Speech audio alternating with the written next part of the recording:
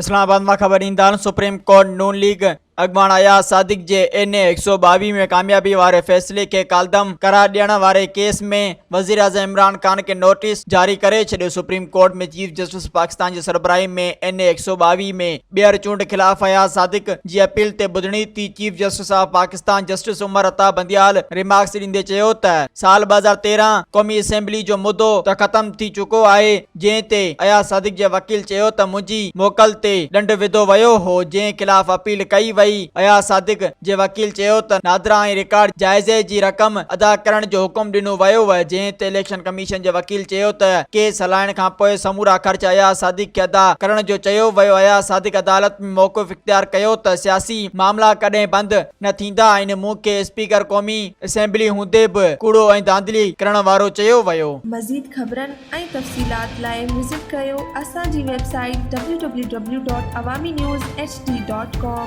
ऐं ॾिसंदा रहो अवामी न्यूज़ HD।